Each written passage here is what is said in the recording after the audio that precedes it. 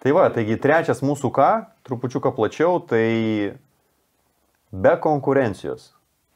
Kažkas vėlgi atėjęs iš pasaulio sako, kaip gali būti be konkurencijos, mums reikia konkuruoti, kažkas kviečia konkuruoti bažnyčias tarpusavėje, kažkas kalba apie tai, kad tarnavimai konkuruoja tarpusavėje, bet brangiai pamastykite, kas yra konkurencijos pagrindas. Pasaulis šaukia, kad konkurencija tai yra progreso kažkoks variklis, kuris veda mus į priekį, kad kai mes konkuruojam vien su kitu, mes išgaunam naujų dalykų, naujų metodų, naujų dar kažko tai ir tai veda progresą į priekį ir taip toliau. Bet ko motyvuotas mūsų pasaulis, kuriame mes gyvenam? Jisai motyvuotas baime. Jeigu tu neauksi, netobulėsi, reiškia kažkas tai padarys už tave, užims tavo vietą, užims tavo žemę, pavyzdžiui, ten su naujesniais kažkokiais ginklais ar naujesniom kažkokiom technologijom ir viskas, ir tu daugiau nebegalėsi kurti arba ten gaminti to produkto ir tave išstums iš rinkos, tai reiškia pagrindas yra baime. Ir neatgimė žmogus iš aukšto, jam tai yra labai svarbu, jisai kovoja už vietą po saulę. Bet grįžkim prie rašto, skaitykim rašto eilutes. Ten parašyta, kad mums nereikia kovoti už vietą po saulę, kad visa saulė mums priklauso, kad Dievas kūrė 5 dienas, kūrė visą kūrinyje ir 6 dieną sukūrė žmogų. Ir patalpino ir pasakė, valgykit, gerkit, naudokitės, žiūrėkit, kurkit, būkit drauge, dauginkitės pagaliau ir pripildykit žemę. Va toks buvo Dievo pašaukimas. Tai konkurencija tai nereikalingas dalykas Dievo karalystėje. Tai nereikalingas dalykas Dievo bažnyčiui. Tai yra ne tas pagrindas, ne tas tikslas, ir ne tas metodas. Mums nereikia konkurencijos.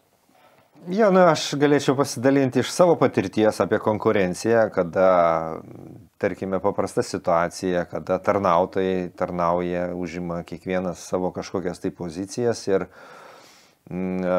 prasideda, susidurėme su klausimu, jautriu klausimu, kas liečia su finansais.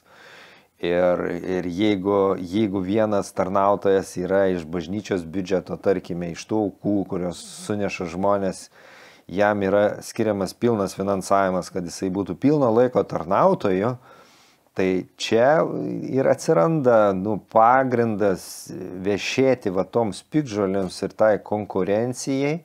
Ir kaip ta konkurencija pasireiškia, kad žmonės arba kiti tarnautojai pradeda ieškoti netobulumo, trūkumo ir ko tu padarėjai arba ko nepadarėjai pakankamai gerai. Ir šitoj konkurenciniai kovoj, su kuo man teko susidurti, tu tiesiog, kada susiduri su šita konkurencija ir jeigu ta jėga bažnyčioje, šitokia konkurencija jėga yra stipri, tu patenki tam tikrą teismą ir po tam tikrų dalykų, nesvarbu, tai yra vieši dalykai arba siauro rato dalykai, tu tiesiog krenti žemyn kaip nurašytas tarnautojas, kaip tarnautojui, kuriam reikia reabilituotis, kažkaip tai kažkam įrodyti, kad tu iš tikrųjų esi pasikeitęs ir atitinki tam tikrus standartus. Ir šita sistema yra ydinga, kadangi gerai, jeigu žmogus, tarnautojas po to vėl atsistoja ir Dievas iš savo malonės jį pakelia atlikti tuos dalykus, kuriuos Dievas nori padaryti per jį. Bet žinau nemažai atvejų, kada po tokių kritimų jau žmogui tiesiog dingsta noras ir energija ir motyvacija lipti šitos konkurencijos laipteliais bažnyčioje į viršų ir siekti kažko. Tai yra dar vienas toksai faktorius, kuris tiesiog žudo, kuris ardo Kristaus kūną iš vidaus.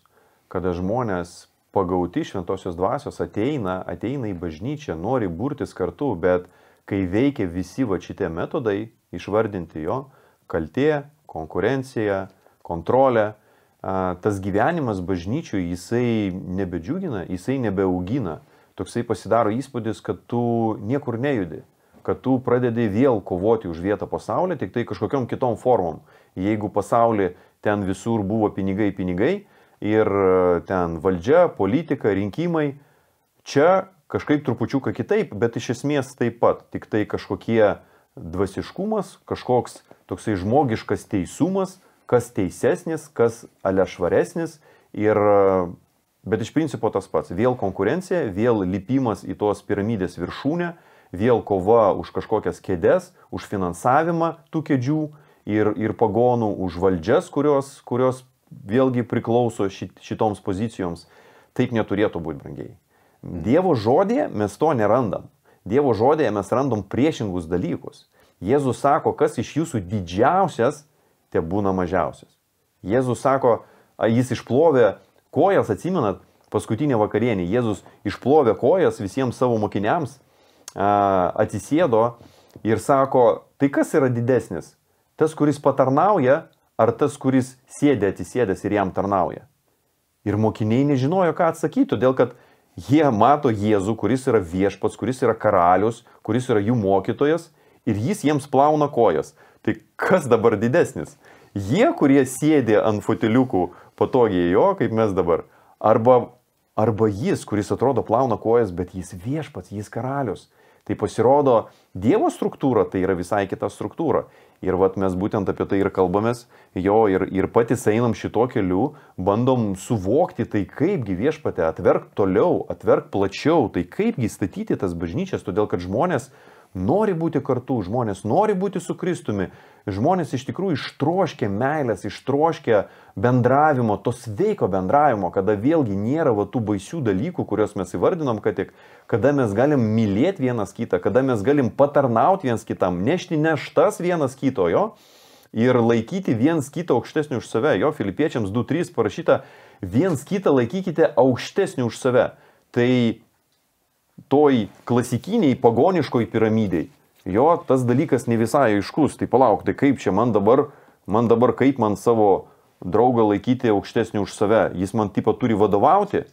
Bet kada mes suprantam, kad Jėzaus piramidė tai yra apversta piramidė, kuri skleidžiasi į dangų, šita piramidė jinai spaudžia į žemę, jinai tiesiog prislegia mus visus. O Jėzaus piramidė, kur jis pats yra pagrindas, kuris pats yra kertinis akmuo, jisai stovi iškėlęs rankas ir laiko mus visus.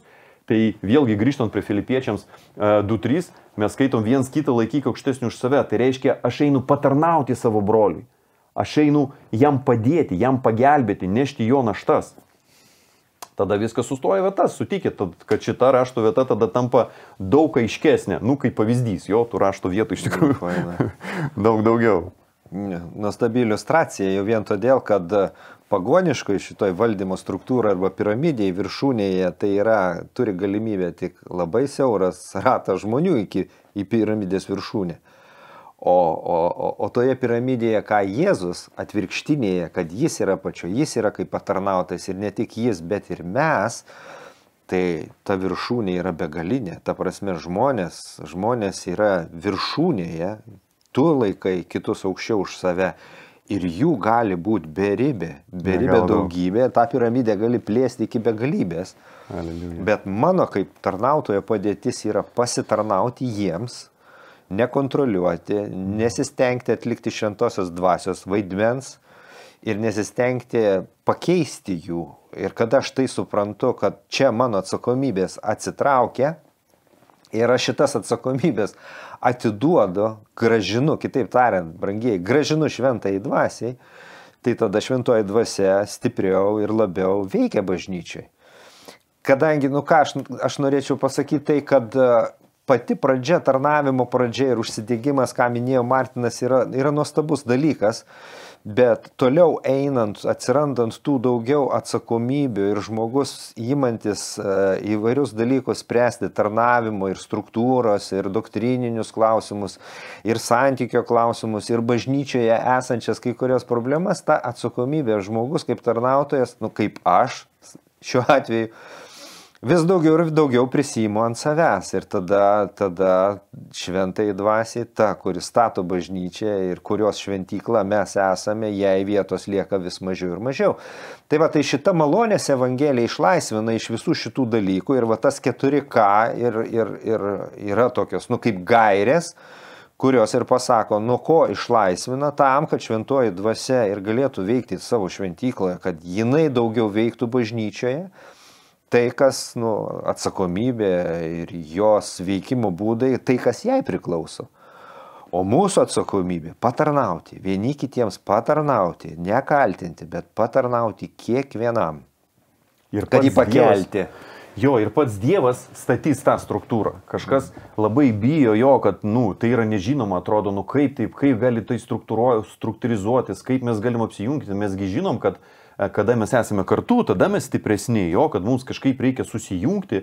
Tai kaipgi tada susijungti, jeigu nebus tos vertikalės, tos centralizacijos, jeigu nebus to valdančio protingiausio žmogaus ar ten kelių žmonių, kurie viską valdys. Atrodo, kad viskas sugrius, bet pasitikėkim viešpačiu, brangiai.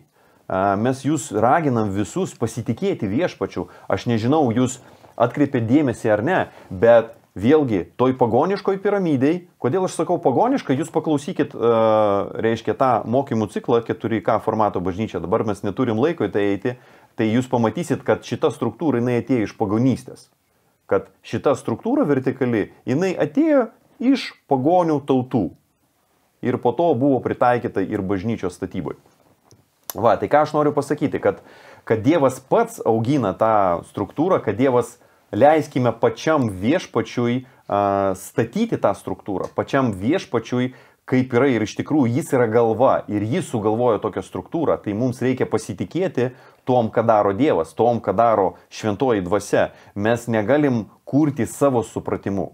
Be abejo, mums Dievas davė sveiką protą, bet ir pats Dievas kalba apie proto atnaujinimą. Tai reiškia, tas protas ne tiesiog protas, koks turiu, toks gerai, bet protas kaip sistema, kurią Dievas nori panaudoti, bet ją reikia perprogramuoti tą sistemą. Jeigu mano protas pilnas pagoniškų, pasaulietiškų, religinių sistemų, tai tam kompiuteriui, vaizdžiai kalbant, reikia perinstaliuoti programas, tam kompiuteriui reikia pavalyti diską trupučiuką ir tada tas mano protas bus naudojamas viešpatės, kad statyti taip, kaip Dievas nori, kad būtų statoma.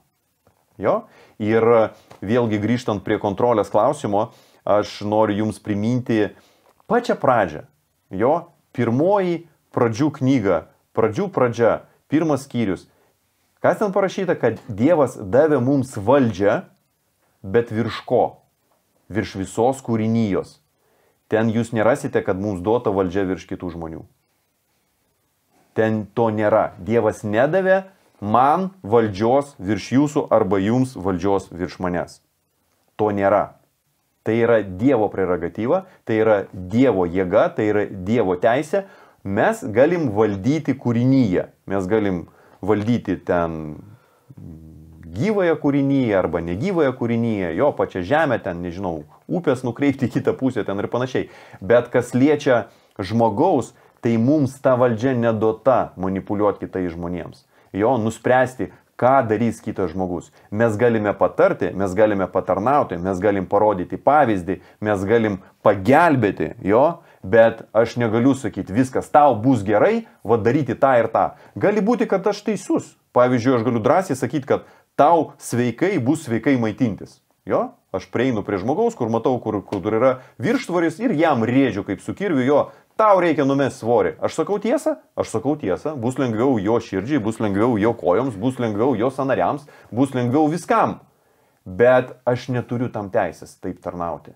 Aš galiu rasti būdą kitaip patarnauti tam žmogui, galbūt melstis ir šventoji dvasia parodys, kokie poreikiai, kodėl tas žmogus bando, valgo daugiau negu reikia, gal jisai kažką tai nori, kažkokį stresą numalšinti, ar dar kažkokios priežastis, ar sudėtingas laikotarpis pas jį, ar pas ją.